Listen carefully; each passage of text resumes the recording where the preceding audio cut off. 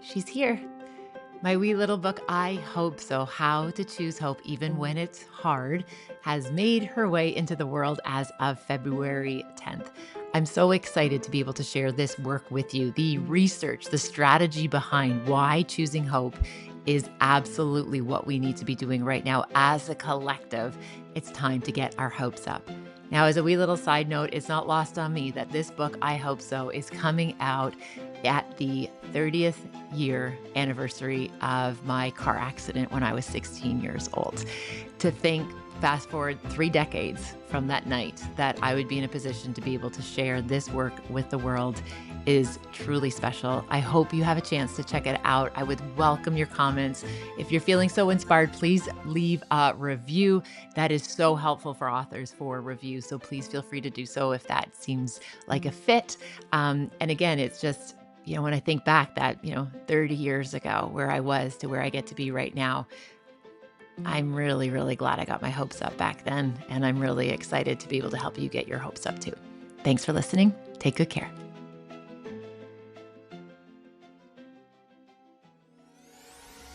Welcome to Life by Design. I'm your host, Robyne, and I am thrilled to welcome you to this space for real conversations about how we live, how we show up day in and day out, because the quality of our life is shaped by our habits. What we do in ordinary time allows us to be extraordinary. We can unpack what it takes to truly live well and be well in real life. Welcome to Life by Design. And I'm just so excited that you're here. Welcome to Life by Design. On today's episode, I got to spend time with the one and only Dr. James Rouse. Now, I reference Dr. James in all 3 of my books, and I refer to him as like the unicorn. This is someone who is like an Emmy Award winner. He is a functional medicine doctor, death doula. Like, this person is remarkable in their ability to talk about the intersection of spirituality and science. I appreciate this conversation. I personally believe this is absolutely what the world needs a dose of right now. More of Dr. James with a side of hope. I hope you enjoy this episode, and I look forward to hearing your thoughts about it. So please reach out, let us know, because I do believe this Hope Collective, it's going to make a difference. And I hope this episode brings you just a wee bit of that today.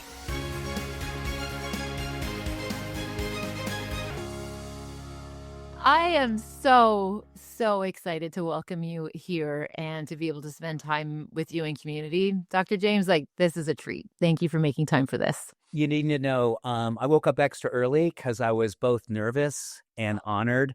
And I have a feeling like early morning cortisol, when it's under the influence of grace, and then the giddiness I woke up this morning, being in your presence today, really gave me permission to get up extra early and do my best to channel all that cortisol in a healthy way. I hope I did it pretty well, because I'm feeling still wonderfully nervous. I want to do well with you today. Oh, my friend, you are you. You cannot fail at being yourself, and you and all the iterations are absolutely perfect. And again, thank you so much for being here. And for folks who are just tuning in, Dr. James has been so gracious. I had a wee bit of I would say a little bit of a technical glitch happen, and so I've kept him waiting, and he was just hanging out, doing his thing, and you just put me at such ease, as you do. So Dr. James, thank you for that, and I just appreciate you Thank so you, much. hon. I appreciate you, and I really appreciate the opportunity. I'm a big believer the universe has this unique way of creating serendipitous moments, which you and I've shared like 1,000 of them since I've known you. But today's even that way again, because I feel like the world right now is asking for permission. I think about your new book, which I love, and I love it for so many reasons. But I also believe there's a serendipity to why it is that you chose to write that book, and you really give yourself permission to lean into what the collective consciousness of the planet right now is needing to know about. And more importantly, needing to know it's okay to practice it, to Yeah. practice. Absolutely. Well, thank you. Thank you, James. And it was interesting because just yesterday I was talking to a group of persons, and one person said to me, they said, "Oh, I'm so sorry. Like, here you are. The world is just like literally just burning down all around us. And here you are trying to like promote a book about hope. And I said, I think these are pretty good conditions. I'm sorry. I deeply am saddened and sorry by the state of the world.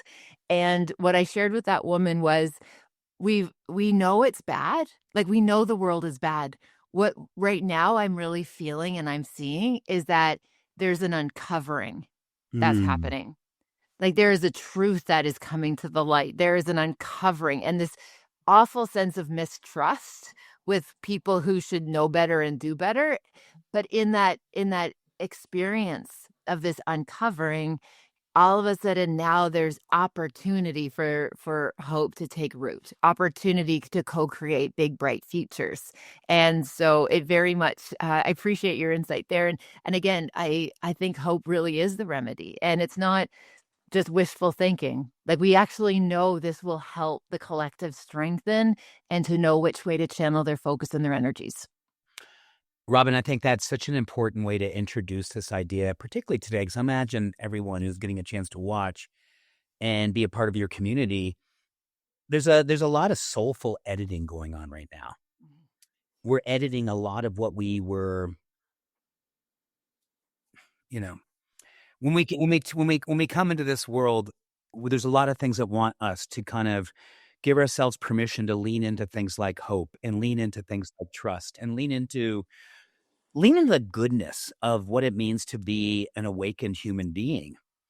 And I think the awakening right now is not a time for going, oh my goodness, this is the deepest level of disappointment only. But is this a time where I get a chance to use my disappointment for a soulful editing of what it Yes. is that I've given myself permission to believe and what I'm willing to give myself permission to re-believe? Yes. I think the re-believing right now is essential for everyone. Yes. And particularly in your world with your community, you have a lot of leaders, and you have a Mhm. lot of leaders that are not just leading companies, they're leading families, they're leading communities, they're leading all over the world. And, the thing that I've always loved about hope is that is the science tells us over and over again, you want to galvanize a movement, you want to get people to come together. Don't be afraid to be hopeful publicly. Don't be Yes. afraid to audaciously stand and be in your hope Mhm. because we have a homing device as humans to wanna be around that. It Yes. it gives us permission to really feel the humanity that everyone wants to have inside of themselves. It is much a neurochemical thing as is an emotional thing, and I think, Robin, right now, there's a predisposition where I think the leaders, the good-hearted leaders, they wanna challenge the cynicism. They wanna Yes. really rise in and say, Absolutely. "You bet, I'm up for this. Yeah. I do not want to be in status quo or groupthink and let hope slide away. I'm gonna lean in. I'm gonna own it. I'm gonna stand in it." Yeah. So beautifully said, Dr. James. You're absolutely right. And something you had said when we had connected just last week, we got to be in person at Destin's Be the Better Broker event in Vancouver. A wonderful opportunity to meet with lots of different people. And one of the things you talked about in your work was how when we're in that state of seeing what's possible, where we're taking care of ourselves and we're looking after one another, the aperture in which we see the world grows. It's bigger. We take more in, and I think right now there's this propensity, that's a do not, Luna. Oh, sorry, no, Navy. No, there's this propensity for us to like, kind of look at our shoelaces, right? Like just kind Mm. of look down, look at our shoelaces, kind of scroll ourselves into these moments where I love how you're sharing that. Like we are drawn to people who are willing to, to use your language, like show up heroic right now and Mm. say, we're going to dare to imagine better and we're going to do better and action it, which I just think is so extraordinary. And I just really appreciated how you articulated that idea that that aperture in which we see the world is bigger when we're in a more of a that positive flow state. Gosh, Robin, I think the thing that I'm really loving about you, and thank you for reminding me of that, because I think when I sometimes present I, like you, I just go into this place where I'm not even sure where I'm going. I'm like, okay, I'm going to be a channel. Go, hopefully something good comes through, right? And it And always does, let me well, tell you. I was taking notes, and do you know someone actually at the conference came up to me after, and they said, "I can't believe you came and you were taking notes." I'm like, "I do it every single time. I do not hang out with James without a notebook because he drops gems." well, I think that it's the beautiful thing about you and I getting to know each other. I stand in the back of your room and I it's so funny because I always have a sheet of things that I want to make sure. There were 7 things that you said last week that I really connected to. And one of the things that I think that I collectively, that idea of looking down versus looking up, Yes. shoelaces versus eye contact. The thing that I'm really sensing right now, Robin, and I really believe why this time right now for leaders, and I don't want leaders to think, oh my gosh, I don't have a business card that says X, Y, and Z, and I'm not at whatever, state and public awareness of having a title or influence. The thing that I'm loving more and more right now about the idea of hope is that there is there's a neuroplastic set point Yes. that a lot of people are moving into right now or have been in a long time just because there's been a lot of things that said, I'm not going to dare to hope right now. Yeah. I'm going to kind of turn my light down because I don't want to stick out, or I'm going to accept something less than what I know is my truth. Yes. I don't want to be disappointed, Yeah. Absolutely. or I don't want to disappoint the ones I love. And I want to really encourage everyone, give yourself permission to realize that one of the greatest opportunities about the burden of the of the idea of I've got more to do is treating as just that. That is a neuroplastic invitation to say, I've been circling at a certain level of consciousness or a certain level of leadership or a certain level of hope, and I'm ready to challenge it. Yes. I'm ready to say, I want to use this unrealized potential as my declaration of a heroic activity called this next iteration of myself. Yes. Interesting enough, I was looking at, and it's funny because you and I use the word hero a lot. And hero, as you know, etymologically means to protect. The world is looking for protection about its hopefulness. Yeah. I want to protect hope. Yeah. I want to believe in it. I want to stand for it. I don't want what's happening in the world to actually diminish my degree of hope. Yes. So there's a lot of things that we can do every single day, Robin, that helps us to manufacture a predictable level of hope that we can count on.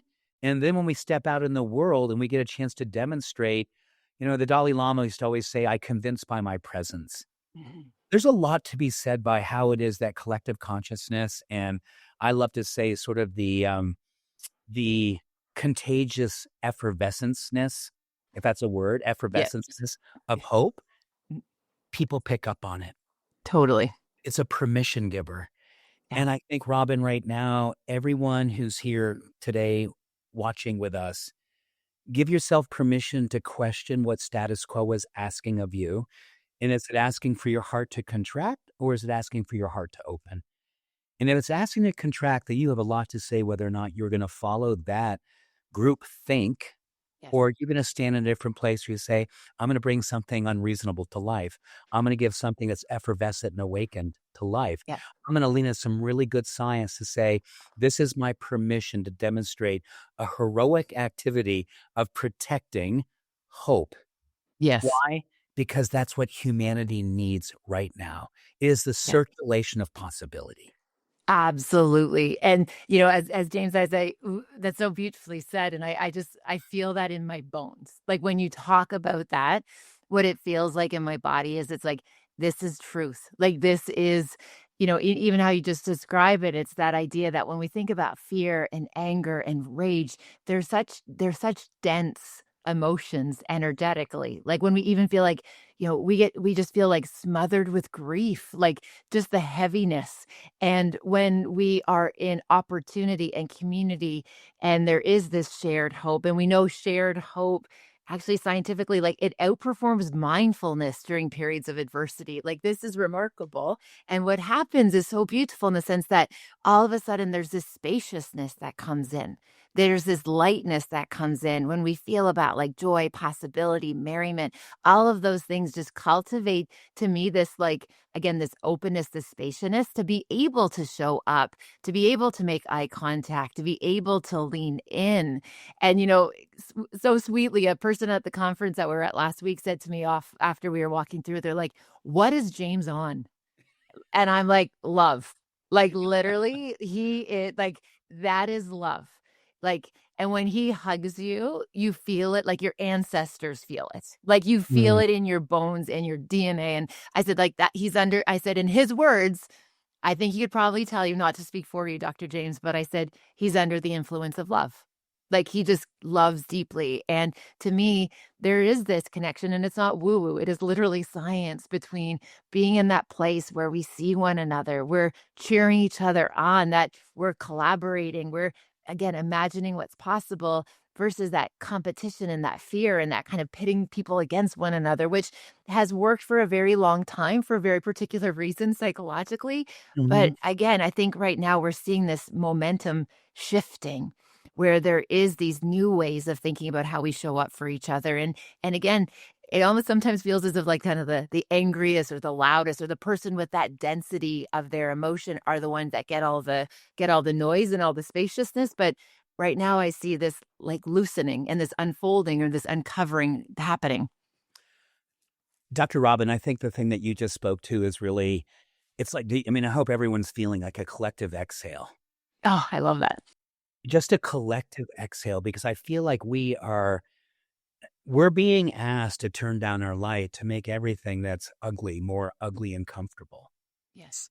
And our willingness to use, and it's interesting, right? Because you and I were just speaking before we push the go button about, sort of this beautiful confluence of spirituality and science, Yes. and how more and more what we're understanding is spirituality. For me, I've always defined it pretty simply: a predisposition to wanting to grow. That to me is spirituality. Yeah. A predisposition, waking up in the morning and wanting to grow. And I feel like our souls right now are yearning for an understanding of a foundation that we can trust. We can use science as that foundation, or we can use spirituality. They're beautifully interchangeable. But whenever one gives you permission to step into your truth, or gives you this wonderful sort of catalyst, whether it's oxytocin or giving cortisol Mhm. like you have to do in the morning, or allowing your innate pharmacy Yes. to be accessed, and you having the choice, the power of choice to say, I'm going to do something first thing in the morning that opens the door to Mhm. trust. So if it's petting your pups or hugging your person, seriously, all the things that we know we can do to build oxytocin is the primary currency for trust. Yes. I feel like a lot of the work that a lot of us are asking ourselves right now is to go out in the world and be heroic and be a demonstration of trust and love and all these things. And a lot of us are going, man, I I don't have that right now, and I'm Yeah. going, "Well, what if you could have it?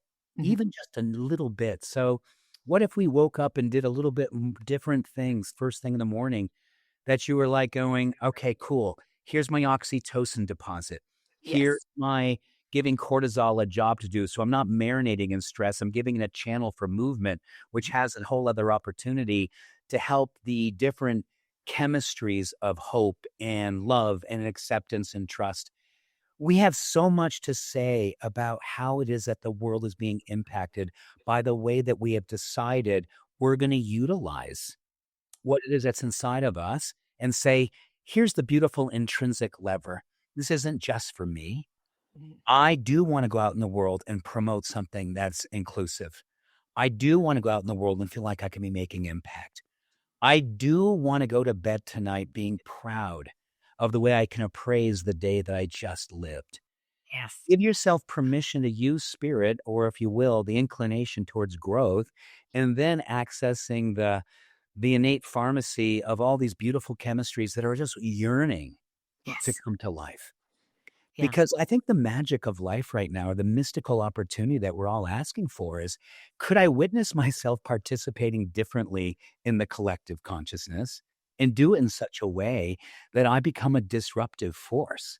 I disrupt the mediocrity and I give myself permission to do it with a level of joy and reverence and just enough swagger that you're enjoying yourself for doing it. Exactly. Right, you're Yes. enjoying the fact that this is me living fully in the experience of what it is that my life is asking of me right now, because when we participate to that degree, Dr. Robin, so much goodness ensues from there.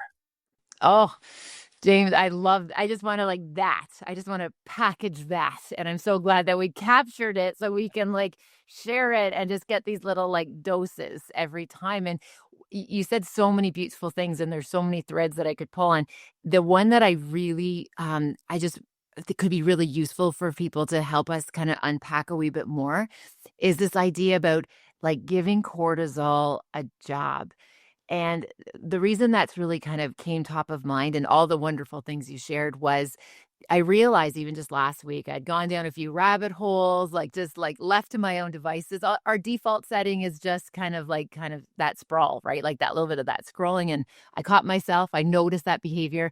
And then I paused and I recognized I've activated the stress cycle in this moment Mm. by scrolling, by hearing this information, by being so like, ragey, like, I felt rage at the system, right? I was so angry, and I realized I started the cortisol cycle even though it's 10 o'clock at night, and I wasn't in a position to finish it unless I did something intentional.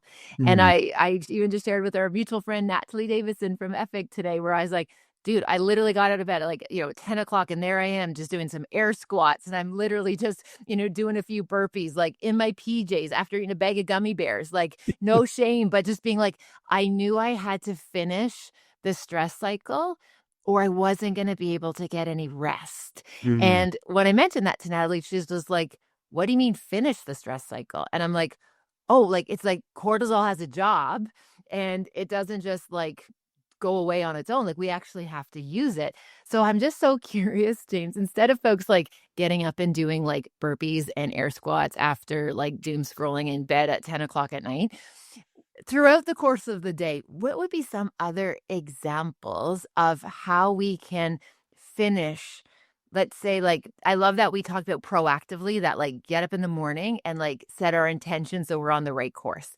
Let's just imagine we got a wee bit off course at some point.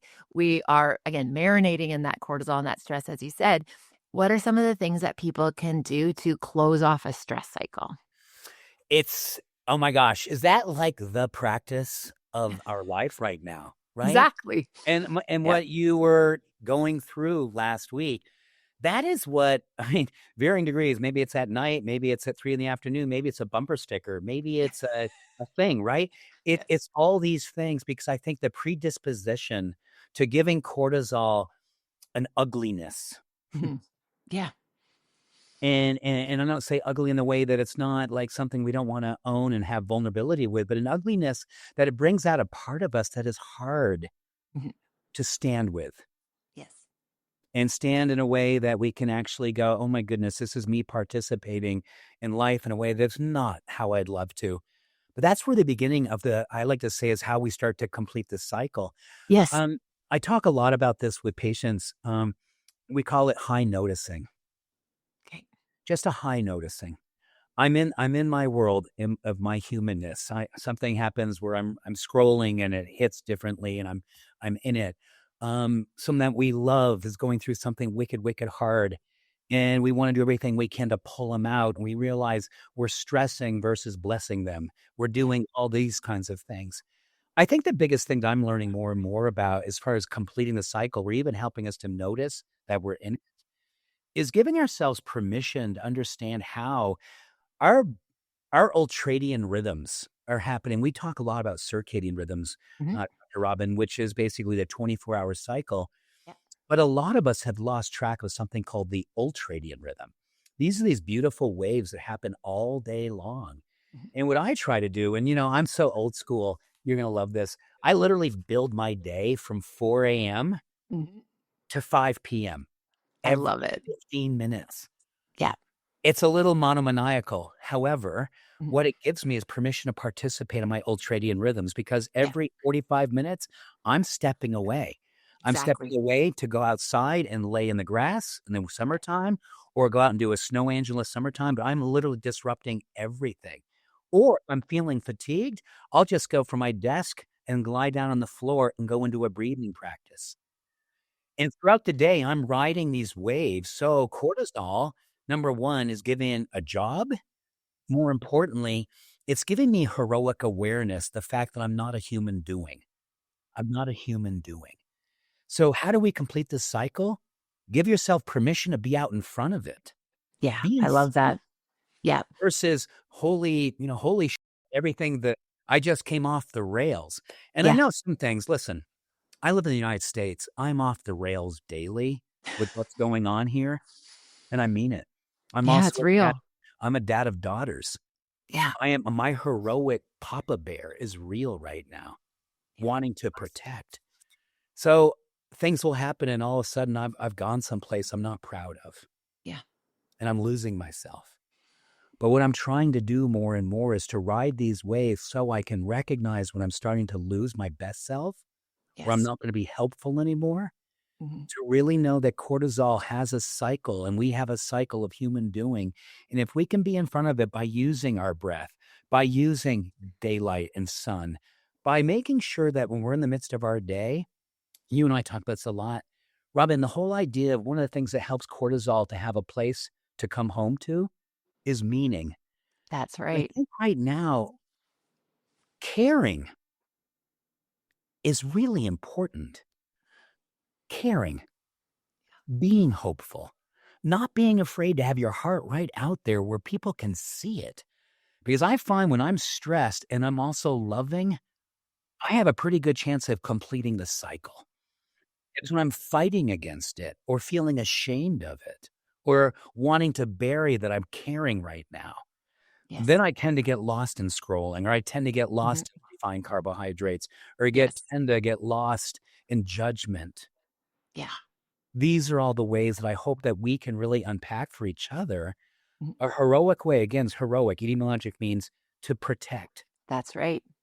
Protect your heart, but don't close your heart. What Yeah. I'm looking at in terms of stress and cortisol and hope is that an open heart is a meaningful heart. And that's Yes. allowing us to metabolize cortisol, giving it a job to do. Let the energy of cortisol give you meaning for why you care as deeply as you do. And Yeah. you're going to ride the ultradian rhythm and you're going to recognize when you're in a scrolling situation. And you're also going to recognize this is something I've been working on so much. I want to recognize that I still have capacity to care, that I'm not completely used up, that I'm not maxed out, that I'm not burning out. Because the ultradian rhythm and riding that gives me permission to feel like, "Oh, I've always got capacity to care." And I think, Robin, right now, we need to know that caring is our superpower, not shutting down, not going numb, but using our self-care practices a way of that I'm still open at the top, I'm still in high noticing, and I Yeah. am not afraid to own my humanity, even when it's hard. Yeah. James, that's so beautiful. Again, it's just again, it's this looking at it with just such radical clarity of the fact that when we give into those, dark forces, when we give into that negative side, that shadow pieces, that it's by nature, it's like designed to keep us oppressed. It's designed to, cultivate fear. It's designed to create separation and division and devices, like all the things. Like from a psychological perspective, we know that this happens for a reason. And the anecdote is very much like it's loving. It is Mhm. literally, as you said, incarnate love. Like Dr. James, you in action, you model it every day. And again, I really appreciate what I'm hearing when you share about the fact that like James wasn't born this way.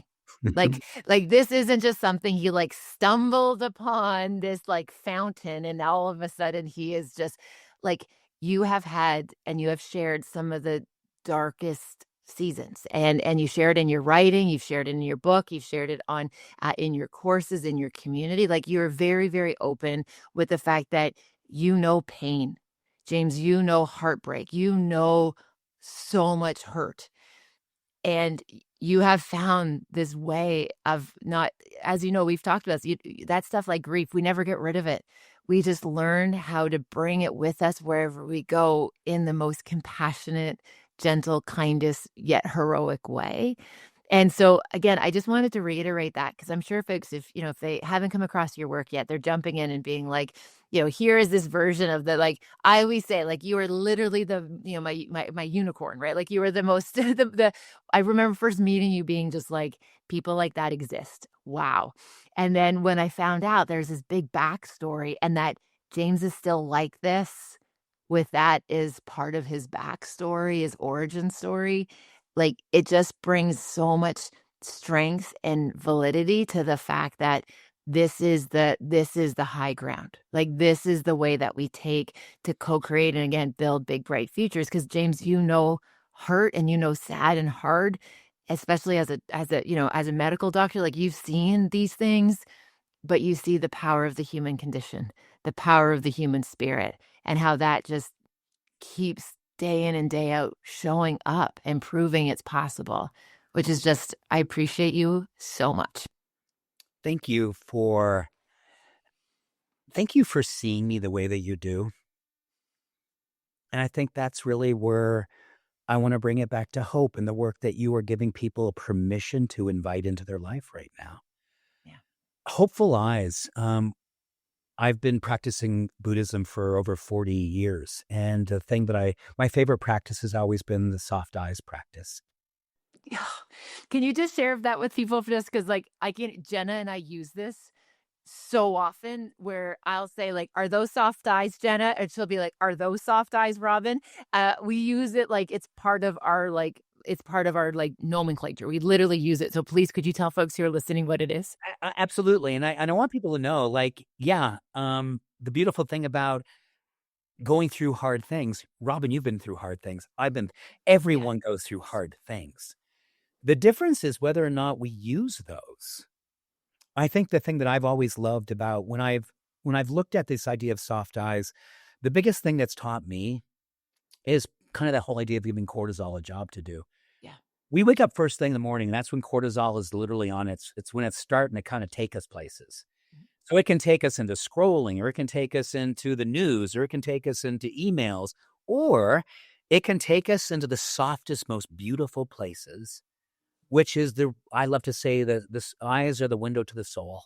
Yes. And my practice has been for a long, long, long time, because I used to wake up in the morning, whether I was waking up under the influence of fear, whether I was hungover, whether I was wondering where the hell I was when I woke up in the morning because of my addictions and all the stuff, waking up in a family of origin story, didn't know if my dad was home, didn't know anything. And I used to turn the light on and look at myself, and there was a hardness that was starting to happen to me. And when I started to work through my own healing process and really starting to own my story, not say, this is your story, this is how it ends, but this is your story so far, how would you love it to turn out? Mhm. And that's when I started in this meditation practice and really started to learn about the idea of soft eyes of compassion. And when you give yourself permission to, first thing in the morning, you turn your light on, the first thing you do is you look in the mirror and you assess whether or not you are willing to be soft Mhm. with how you see yourself. The world of heartaholism is the ultimate addiction right now. Everyone is practicing heartaholism. How can I be hard on myself? How can I ask more of myself? How can I be hard on the person who's got the wrong bumper sticker, who votes the different way? All the hard things. That is easy to do. The real work right now is, how do I stay soft and tender, but powerfully loving? And I believe the thing I've learned over in time is waking up every morning and taking just a few moments. And the science is beautiful. The soft eyes practice helps to emancipate the ideas of trust and oxytocin, and building that campaign for self-preservation and self-acceptance, and all the ways that we kind of, first thing in the morning, cultivate that chemistry by taking 20, 30 seconds and just seeing ourselves with softness, acceptance, and love, and going, I'm good to go. I'm good to And go. then you head out in the world, and then it comes the ultimate practice. Can I do that with that person who looks a little bit different, might be a little scary, the person I've judged before? Can I carry soft eyes into every interaction the rest of the day? And use that as the way I pull myself out of dark spaces. Use the way that I kind of challenge my ways in which I want to be operating the world and protecting versus opening. The beautiful thing about soft eyes, yes, you're going to get serotonin, you're going to get oxytocin, you're going to be building trust, you're going to be getting all the opportunities to be cultivating an awareness of how you'd love your life to be out picturing, but you have everything to say whether or not it happens. Yes. That is the thing about agency right now. We need to understand, no matter what's going on in the world right now, you have a lot to say about how it happens and how you would love to be happening in that experience of hopefulness and really, really honoring a way in which your life starts to outpicture something where people go, how dare you? How dare you be hopeful right now? How dare you care like that right now? How dare you, when you look at me, I see your eyes watering because I know that's how much you love me. How dare you? It starts every single day when we give ourselves permission to be moved that same way when we see ourselves. Then we can go out in the world and see everyone that same way. Do not allow what's happening in the world right now to tell you what is appropriate behavior, because what is appropriate right now is not working. We need to be completely inappropriate. Yeah. And out love the darkness. Yes. And out accept the judgment. And move into places, as Rumi said, my favorite quote, beyond right doing and wrong doing, there's a field. Yes. I'll meet you there. We need to invite people to that field. That's what hope does. It's an invitation to go to a different place and begin something new. Oh, James. It's beautiful. It's so beautiful. When I first heard you share that idea about Rumi, about there's right and there's a wrong and there's a field in between and I will meet you there, it transformed so many of my personal relationships. Like it was just, and showing up at that field under the influence of love. You've made me a better mother. You have made me a better partner, a better wife, a better friend by how you share this information. And I'm just so appreciative for you, and just the fact that hearing you say this, knowing where you live, what you are exposed to, again, as you said, a very proud dad of two remarkable daughters and a beautiful wife and a strong, healthy marriage. And in the midst of all of that, you're still finding ways to show up and doing it how you do it, but showing us that we have that permission to do it as well. Dr. James, I'm just so glad that you are in the world, because you give me hope every single time I see you, I hear you, I talk to you. I smell sandalwood, like all of the ingredients that are you.